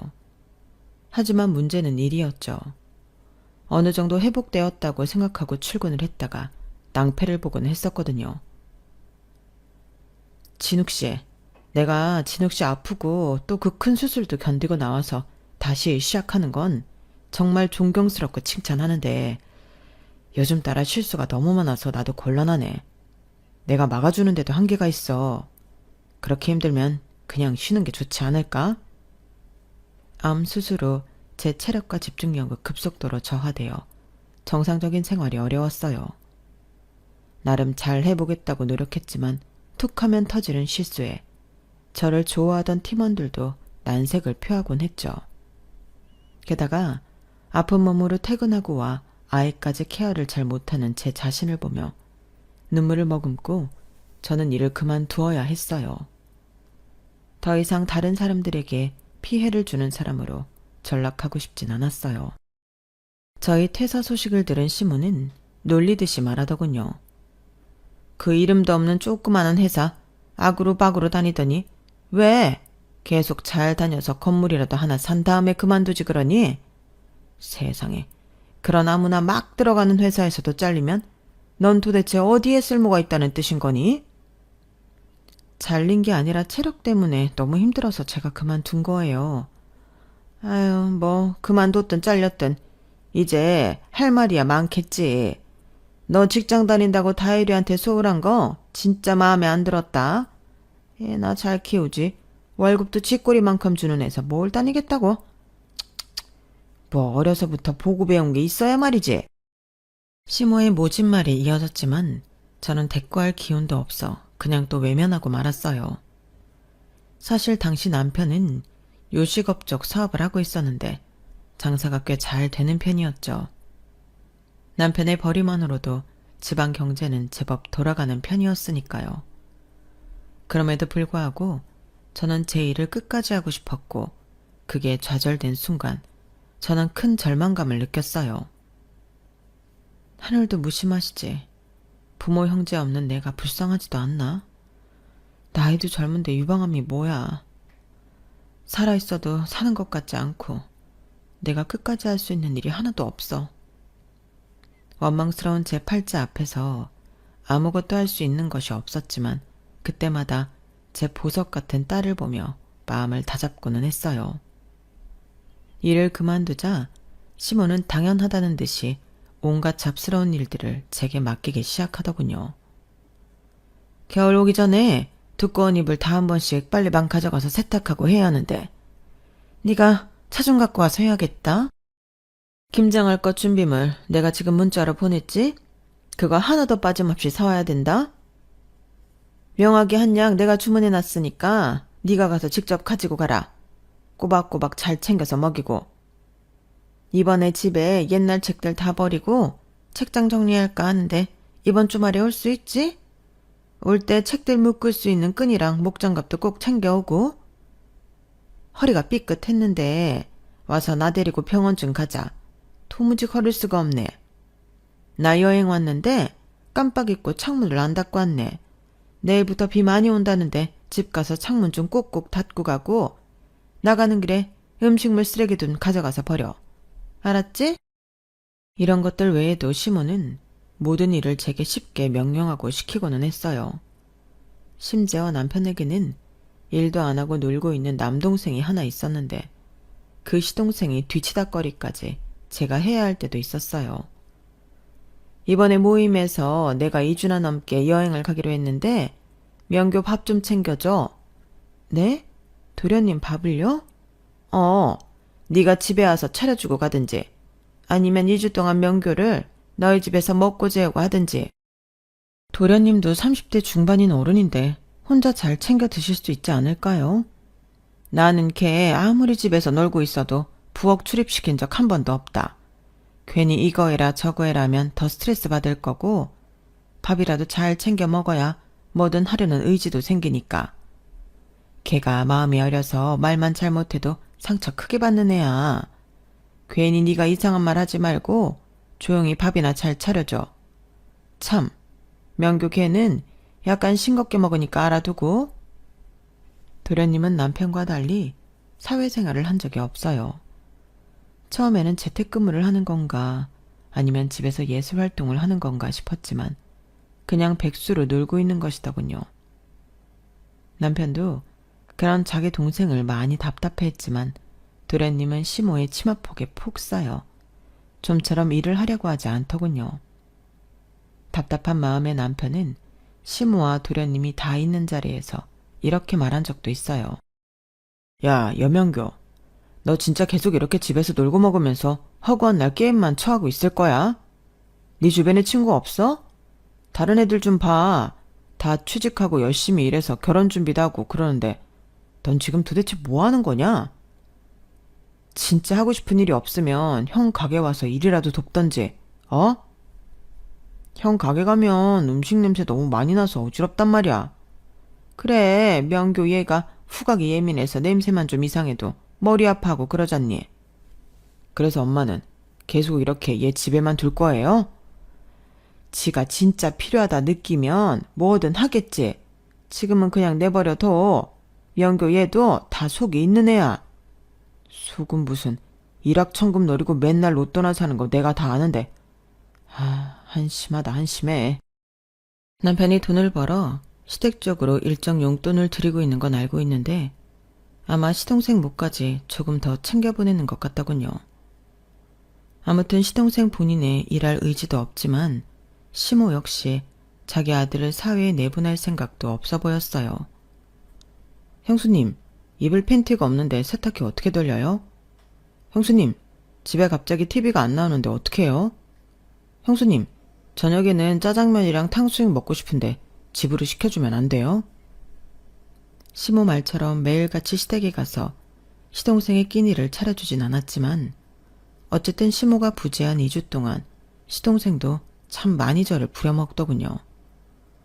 남편에게 하소연하는 것도 한두 번이지 말하는 사람도 듣는 사람도 다 지치고는 했죠. 여보, 다율이가 이번에 체육대회 할 때 아빠랑 엄마가 꼭 같이 왔으면 좋겠대. 참석해 줄 수 있어? 당연히 안 되지. 가게 얼마나 바쁜지 알면서. 이번에 알바생 빵꾸까지 나서 그거 메우느라 진짜 정신 하나도 없어. 그런 건 당신이 다율이한테 잘 좀 얘기하고 그래. 다율이가 같은 반 친구들 다 엄마랑 아빠랑 온다는 얘기 듣고 기대하는 것 같더라고. 당신 바쁜 거야 다 알지.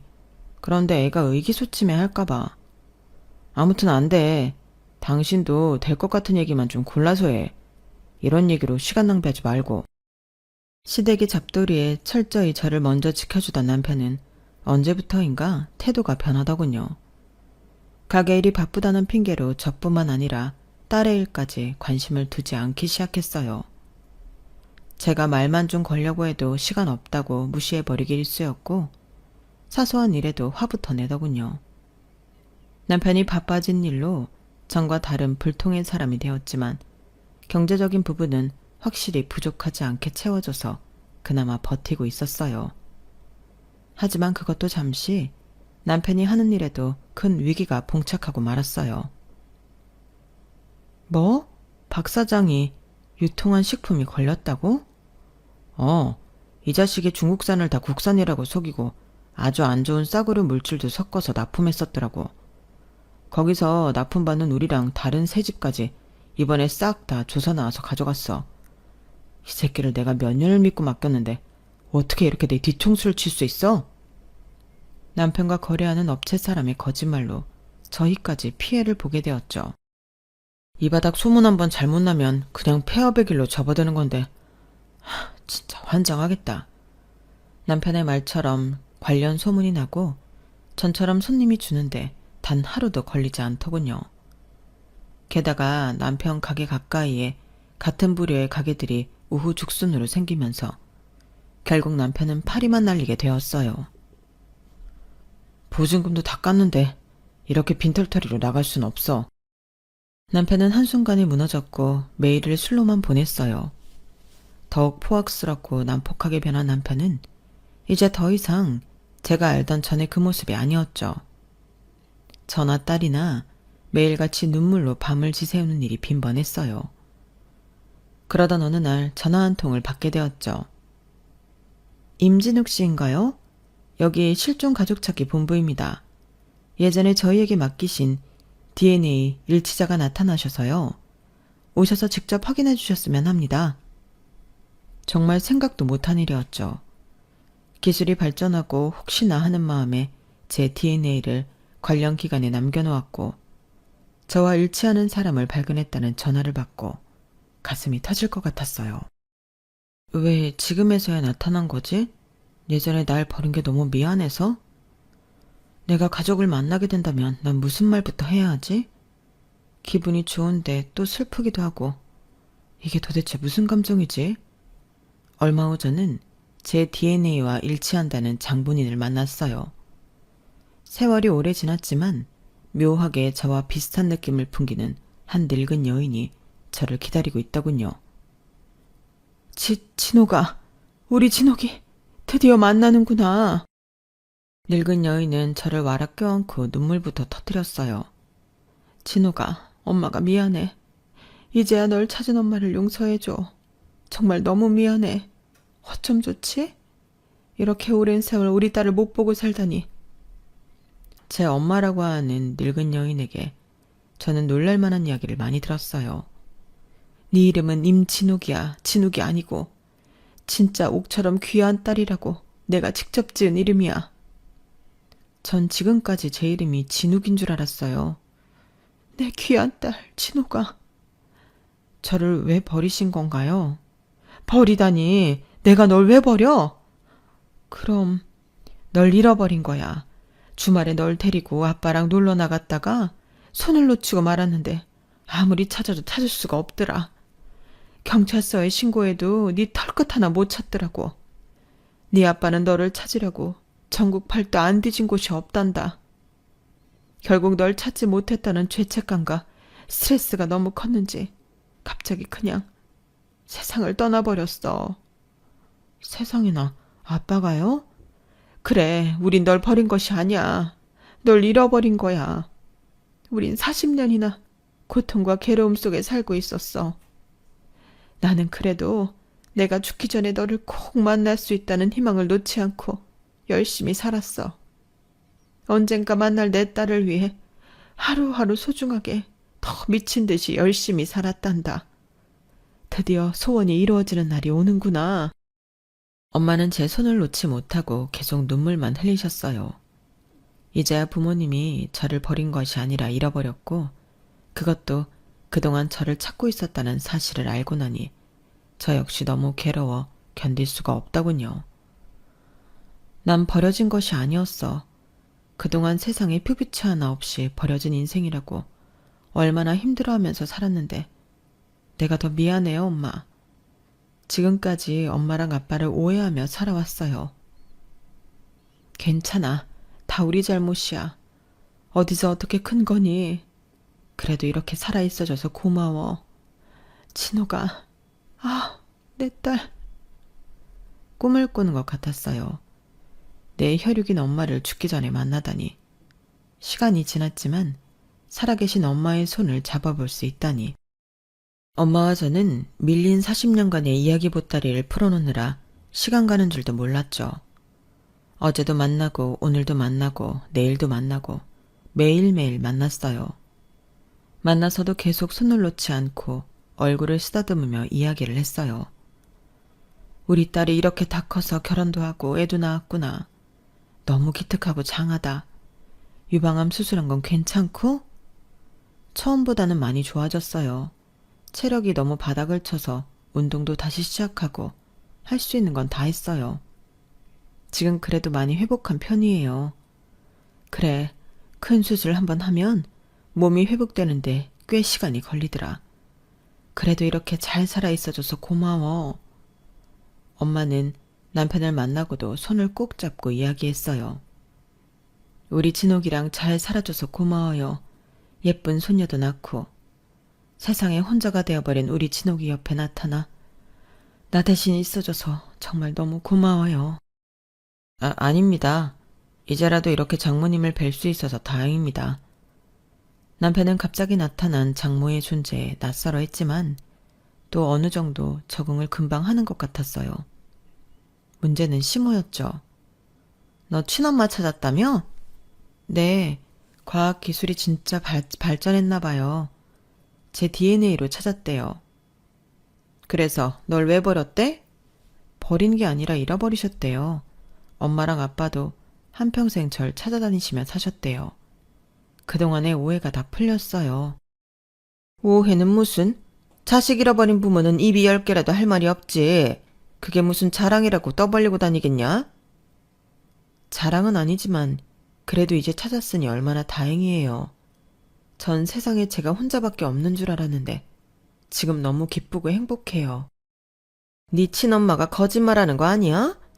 네? 무슨 거짓말이요? 전에는 버린 게 맞는데 뭐 필요한 게 있으니까 DNA인가 뭐식인가로 찾아놓고 잃어버렸던 거라고 거짓말하는 거 아니냐고. 그게 무슨 말이에요, 어머님? 찾은 식구들 중에 간이식 같은 거 필요한 사람 없나 잘 알아보고 해라. 괜히 가족 찾았다고 좋아했다가 또 뒤통수 다칠라. 시모는 삐뚤어져도 단단히 삐뚤어져 있는 사람이었어요. 저희 모녀 상봉을 아주 나쁘게 보고 있더군요. 어머니, 그동안 제게 모진 말하시고 이것저것 잡일시키셔도 저 말 한마디 안 하고 잘했잖아요. 그건 다 어머니가 다율이 할머니고 가족이라고 생각해서 묵묵히 해왔던 거예요. 그런데 이제서야 생긴 제 피부치인데 그렇게 나쁘게 말 안 하셨으면 좋겠어요. 부탁이에요. 아유, 이제 지 엄마 생겼다 이거지? 지금까지 마음에 1도 안 드는 며느리 딸처럼 생각하고 잘해줬다니. 세상에나. 머리 검은 짐승은 거두는 것 아니다더니 딱 맞네. 아이고, 누가 보면 너 데려다 막 부려먹은 줄 알겠다. 너 내 말이 진짜인지 아닌지 두고 봐라. 네 친엄마가 이제서야 널 찾은 진짜 이유가 있을 게다. 세상 만만한 게 아니거든. 친엄마를 찾고 세상을 다 가진 이 기분을 망치고 싶지 않아 더 이상 심호와 언쟁은 하지 않았어요. 이제 좋은 생각, 좋은 일만 생겨도 모자라니까요. 마치 엄마와 저는 연애를 시작한 연인처럼 서로에 대해서 하나씩 알아갔어요. 진호가, 이 사진 봐봐. 너 돌 때 찍은 거야. 너무 귀엽지? 이때는 네 아빠랑 완전 판박이었는데 크니까 나를 더 많이 닮은 것 같네. 와, 나 돌잔치도 했었구나. 이런 건 상상도 못했었어요. 당연하지. 우리 딸 돌잔치도 해주고 다 해줬었지. 네가 내 뱃속에 있을 땐 말이야. 얼마나 발로 배를 차던지 내가 걷다가 픽픽 주저앉을 정도였다니까. 진짜요? 내가 그랬다고? 그래서 우리는 축구선수 하나 나오겠다 했었다니까. 태동이 얼마나 활발한지 자다가도 퍽, 또 자다가도 퍽. 그때 네 다크서클이 어마어마했지. 지금이라도 사과할게요, 엄마. 두 돌 지나면서부터 펜 같은 걸 아주 야무지게 잡았었어.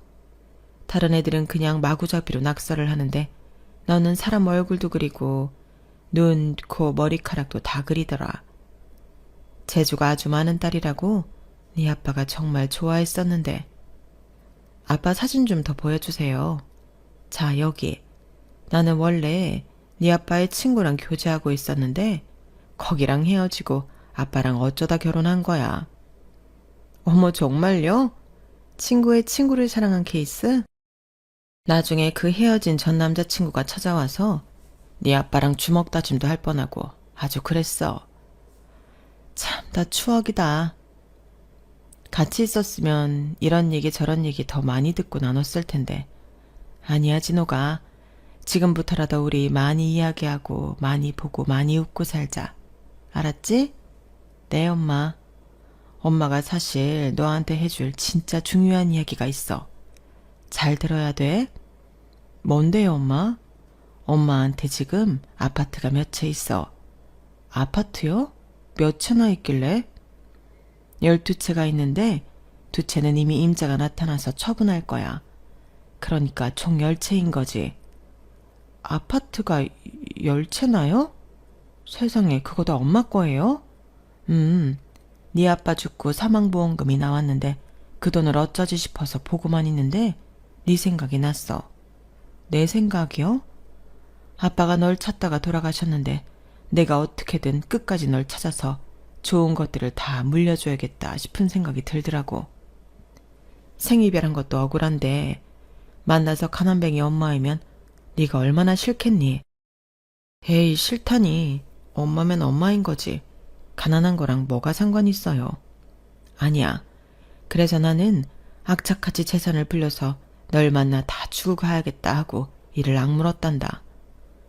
우선 돈 있는 사람들은 돈을 어떻게 굴리나 하고 관찰도 하고 공부도 했는데 역시 정답은 부동산이더라고.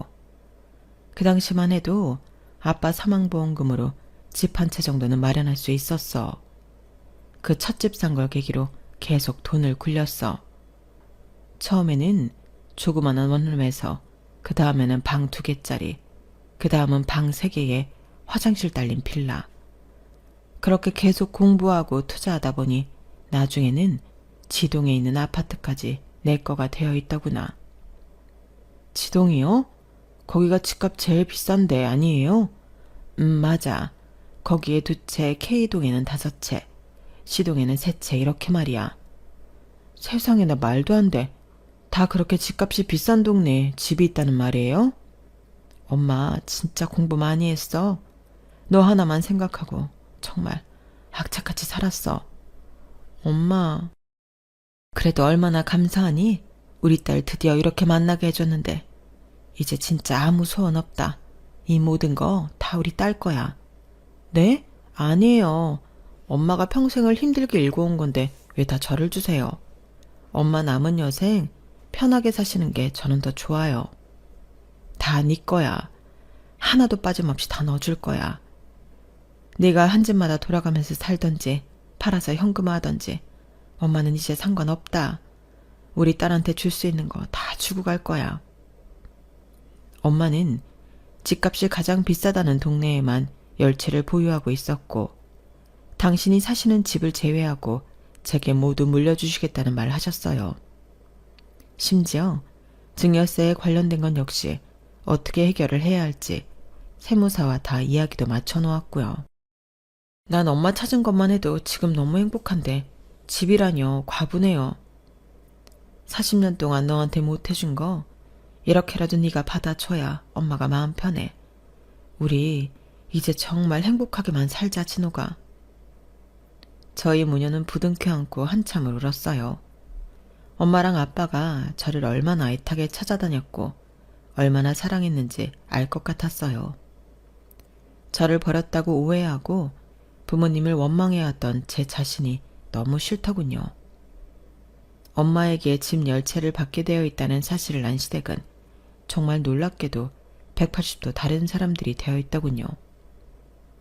진호가, 사부인 잘 계시지? 사부인? 아, 저희 엄마요? 네, 잘 계세요.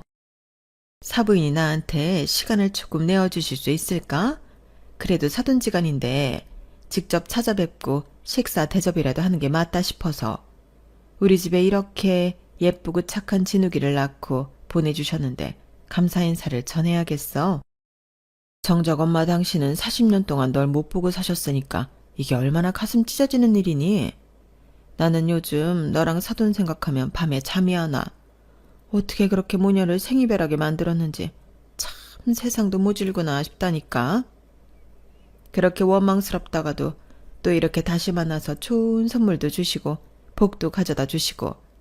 나는 진욱이 네가 처음부터 잘 될 줄 알아봤어. 너는 눈빛부터가 아주 다른 애였거든. 내 며느리가 될 거라고 나는 확신했었지? 네? 어머니, 저 결혼할 때 따귀까지 때려가면서 반대하셨었잖아요. 저는 수화기 너머로 부드럽게 바뀐 시모의 목소리와 말도 안 되는 거짓말을 듣고 웃음이 삐질삐질 새어나오는 것을 참느라 아주 힘들었어요. 따귀라니, 너 사부인한테 그런 말은 안 했지? 나 너 때린 적 없다. 다만 네가 우리 식구가 되기 전에 자만하지 않고 정직한 마음을 다잡고 왔으면 해서 널 몇 번 꾸짖은 적은 있지만 그것도 다 너 잘되라고 어른인 내가 모질게 좀 한 거지. 아, 저 잘되라고 모질게 하신 거였구나. 제가 어려서 어머님의 그 깊은 뜻을 몰랐네요. 그러니까 사부인이랑 한번 식사 자리 좀 만들렴. 나도 이것저것 할 말이 많아. 좋은 선물도 많이 주셨는데 감사하기도 하고. 선물이요? 아무튼 사부인께 말씀 꼭 전하고 시간 언제가 괜찮으신지 나한테 말해주렴. 시모의 달라진 태도에 저는 질색팔색을 하고 전화를 끊었어요. 더 웃긴 건 남편이었죠. 하루는 남편이 정장을 빼입고 나타나서는 제게 말하더군요. 내가 다시 재기할 수 있게 도와줘서 고마워. 재기? 무슨 말이야? 역시 당신밖에 없어. 나 가게 망하고 한동안 정신 못 차리고 있었잖아. 그런데 이렇게 당신, 정확히 말하자면 우리 존경하는 장모님이 내게 다시 한번 기회를 주셨잖아. 나 이번에 하는 일은 정말 잘할게. 이제 아무도 안 믿고 우리 식구, 우리 가족만 믿고 내 손으로 하나하나 다 해 나갈게. 그래서 내가 생각한 새 사업이 뭐냐면. 당신 무슨 말이야? 엄마랑 내가 당신한테 무슨 기회를 줬다고? 장모님이 주시는 그 많은 집 다 어떻게 하려고. 어느 정도는 팔아서 이제 내가 다시 일어설 수 있게 도와줘야지. 우린 한 가족이니까. 그치? 저는 코웃음밖에 안 나오더군요. 엄마의 재산이 아주 큰 능력을 발휘하는 것 같더군요. 아직 받지도 않았어. 그리고 받아도 난 당신 사업 다시 시작하는데 준다는 말 한 적도 없어. 김칫국 마시지 마. 뭐? 우리 가족이잖아. 김칫국이라니. 힘들 때 서로 위로해주고 다시 격려해서 일으켜주는 게 진짜 식구지. 그래서 나 힘들 때 당신이 날 위로해줬던가? 당신 힘들 때? 난 항상 옆에 있어줬지. 입에 침 발랐어? 나도 힘들었잖아. 가장으로서 무너졌는데 나도 얼마나 죽고 싶었다고. 당신이 이해 좀 해줘라. 아무튼 설레발 치지 마. 나는 아직 엄마 재산에 욕심 1도 없어. 난 그냥 엄마가 있어서 좋은 것뿐이야. 알지. 나도 알지. 장모님 뭐 좋아하시지? 내가 뭐 좀 사갈까? 남편 역시 어떻게든 빌붙을 생각으로 가득 차 있더군요. 그동안 가장으로 우리 가족을 부양해 준 것은 너무 고맙지만 하루아침에 달라진 태도는 정말 구역질나게 싫었어요. 다른 일은 다 제쳐두고 저는 이제 엄마와 행복할 일만 남았다고 생각했어요. 하지만 저는 그런 행운마저 빼앗겨 버렸죠. 네? 저희 엄마가요? 지금 당장 갈게요. 응급실에 도착해보니 엄마 몸에는 여러 호스가 연결되어 있었고 눈은 굳게 감겨있더군요. 엄마 안 돼. 우리가 어떻게 만났는데. 이렇게 가면 안 돼, 엄마. 눈 좀 떠봐. 진옥이 왔어. 엄마. 저는 누워있는 엄마를 붙잡고 한참을 오열했어요. 아무리 불러도 엄마는 눈을 뜨지 않더군요. 오전 8시 40분, 유하수님이 사망하셨습니다. 갑작스러운 뇌출혈로 제대로 손 써보지 못하고 그렇게 엄마는 다시 제 곁을 떠나고 말았어요. 잃어버린 엄마와 재회한 지 딱 3년 만에 벌어진 일이었죠. 우리 모녀가 전생에 뭘 얼마나 잘못했는지 몰라도 이번 생이 너무 가혹하더군요. 이제야 우리 엄마를 찾고 함께 행복할 일만 남았다고 생각했는데 이렇게 또다시 저 혼자 남겨지다니 눈을 뜨고 있어도 믿어지지 않았어요. 엄마의 영정사진 앞에서 기절하고 또 기절하길 반복했죠. 엄마 돌아와줘. 엄마만 돌아와주면 나 진짜 아무것도 필요 없어. 엄마랑 손잡고 시장 가고 따뜻한 밥 먹고 같이 찜질방 가서 등도 밀어주고. 내가 원한 건 진짜 이런 거였는데 왜 벌써 간 거야? 왜 그렇게 빨리 간 거야? 세상이 원망스럽고 살고 싶다는 생각이 좀처럼 들지 않았어요. 그때 제 옆에 있는 딸이 저를 꼭 안아주더군요. 엄마, 내가 있잖아. 내가 엄마 지켜줄게. 너무 울지 마. 슬픔에 가려져 보지 못한 제 딸이 큰 눈으로 저를 쳐다보고 있었어요. 우리 다율이. 고마워. 다율이 덕분에 엄마가 다시 힘을 내서 살아볼게. 우리 딸 고마워. 저는 힘껏 딸을 안고 다시 살아갈 의지를 다졌어요. 장례가 끝난 뒤에도 한동안 힘들기는 했지만 최대한 슬픔에 묻혀 지내지 않으려 노력했어요. 시간이 지나 엄마가 제게 주기로 한 아파트 열채 일도 마무리가 되었죠. 그 사이에 저도 세무사나 자산관리사와 많은 이야기를 나누었어요. 그날 저녁 남편이 문자 하나를 보냈더군요. H호텔로 7시까지 와. 당신 위해서 내가 저녁을 준비했어. 생전 제 생일에 미역국 한번 끓여준 적 없던 남편이 제게 저녁을 사주겠다며 비싸고 유명한 호텔로 부르더군요. 어머님이랑 도련님도 계셨네요? 우리 진욱이 얼굴이 아주 반쪽이 됐네. 세상에나. 그러게. 형수님, 살 빠지니까 완전 더 예뻐요. 연예인 같은데요? 아니에요, 무슨. 그런데 여기는 다들 어쩐 일이세요? 잠깐만 기다려봐. 10초 정도 사라졌던 남편은 커튼 뒤에서 케이크에 초를 꽂아서 나타나더군요. 생일 축하합니다, 우리 와이프. 내 생일이었나? 응, 그것 봐. 당신 생일도 까먹으면서까지 살면 어떡해. 오늘 맘껏 즐겨. 알았지? 생일 축하한다, 우리 며느리. 생일 축하해요, 형수님. 시댁 식구들은 폭주가 팡파레를 터뜨리고 난리도 아니더군요. 사실이었어요. 저는 제 생일도 잊고 살 만큼 정신이 없었어요. 알았다 해도 이렇게 생일을 챙길 생각도 없기는 했지만 말이에요. 엄마 돌아가신 지 아직 반년도 안 돼서 내가 이렇게 생일을 챙기는 게 맞나 모르겠네. 산 사람은 살아야지 뭔 소리야, 진우가. 많이 먹어. 알았지? 특히나 기분 좋아 보이는 시모는 끊임없이 제 앞으로 음식을 날라다 주더군요. 식사가 어느 정도 끝났을 무렵 시모가 드디어 본론을 꺼내놓더군요. 예, 진우가. 그 사부인이 남기신 아파트는 어떻게 잘 있는 거지? 네? 세상 물정을 모르는 우리 진욱이가 그걸 다 어떻게 관리하나 걱정되어서 말이야. 그래서 하는 말인데 그거 K동에 있는 팰리스 말이야. 제일 높은 층수로 된 거. 나랑 명교 들어가서 살게 해주면 안 될까? 우리 이제 좀 고층에서 살아보고 싶잖니. 무슨 말씀이세요? 우리가 그거 그냥 달라는 거 아니야. 지금 살고 있는 집 팔아서 넣어줄게. 이 집 팔면 그래도 한 2억 5천 원 될 거다. 그거 넣어줄 테니까 거기 한 채만 우리 다오. 명교랑 내 명의로 각각 한 채씩 주면 더 좋고. 벌써 집을 가진 듯 기뻐 죽는 시모의 얼굴을 저는 어이없이 바라보았어요. 시동생도 옆에서 한마디 거들더군요. 제가 역시 복이 좀 있는 놈인가 봐요. 형수님 같은 분이랑 가족 되려고 그동안 그렇게 일이 안 들어왔나 봐요. 그런데 왠지 그 집에 들어가 살면 앞으로 일도 술술 풀릴 것 같은 느낌적인 느낌이랄까? 벌써 고맙습니다, 형수님. 사랑합니다, 형수님. 냅다 절부터 하는 시동생을 보며 어이없어 하고 있었죠. 진우가, 장모님은 돌아가셨지만 내가 있잖아. 그리고 우리 귀여운 딸이 있잖아. 우리가 이제 진짜 가족이야. 죽을 때까지 내 옆에서 너랑 다율이 지켜줄게. 나는 우리 집 가장이니까. 그런데 우리는 시동으로 갈 거야? 아니면 쥐동으로 갈 거야? 거기 둘 다 환경이 나쁘지 않은데 새로 사업 시작하려면 아무래도 쥐동이 낫겠지.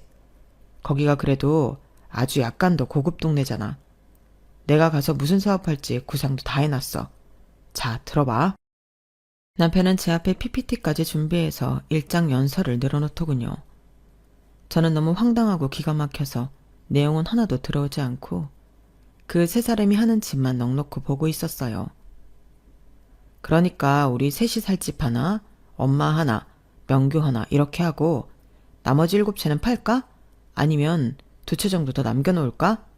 전세를 놔도 되고 월세를 놔도 되고. 고민이네. 아니면 다 팔고 현금화해서 우리 삐 까본 척한 건물을 하나 살까? 당신은 어떤 게 좋은 것 같아? 여기서 그만두는 게 좋을 것 같아. 어? 뭘 그만둬? 당신과의 결혼 생활. 그게 무슨 소리야? 결혼 생활을 그만두다니. 나랑 이혼하겠단 소리야? 당신이랑 이혼하고 여기 있는 이 악마 같은 아줌마랑 능력이나 의지라고는 눈꼽만큼도 없는 네 동생이랑 다 헤어지겠다고. 뭐? 너 말 다 했니? 악마 같은? 뭐? 능력이 없어? 네, 아줌마.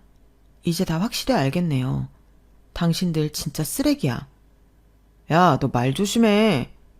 우리 엄마 장례식 때 그렇게 셋이 모여서 낄낄거리고 쑥덕거렸던 이유 이제 다 알겠어.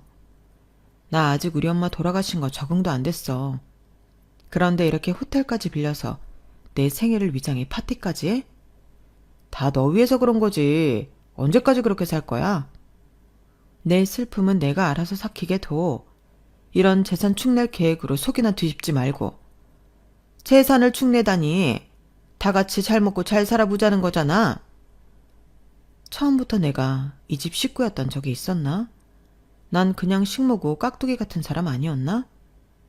그래도 당신은 다를 줄 알았어. 그런데 다 똑같아. 제밥이나 관심이 있는 사람들이었네. 다들 알아서 잘 살아. 나 괴롭히지 말고. 저는 그 길로 아이를 데리고 그 집을 나왔어요. 바로 가장 좋은 변호사를 고용해 이혼까지 갔고요. 그 사람들이 한 번이라도 저를 가족이라고 생각했던 적이 과연 있을까요? 그랬다면 엄마가 돌아가셨을 때 제 손을 잡고 위로해주고 아픔을 함께 해주지 않았을까요? 엄마가 돌아가시는 순간부터 이런 계획을 짜고 있었을 그들을 생각하니 아직도 머리가 쭈뼛거리네요. 저는 저희 딸과 새롭게 시작할 준비를 하고 있어요. 하늘에서도 엄마 아빠가 저를 지켜보고 응원해 주셨으면 좋겠어요. 엄마 아빠 고마워요. 사랑해요. 저는 다율이의 손 절대 놓치지 않을게요. 제 이야기는 여기까지입니다. 들어주셔서 감사합니다. 가족들과 행복한 하루하루 보내시길 진심으로 바랍니다. 여러분, 사연 댓글에 응원과 현명한 조언 부탁드려요. 좋아요와 구독은 저에게 큰 힘이 됩니다. 오늘도 좋은 일 가득하세요.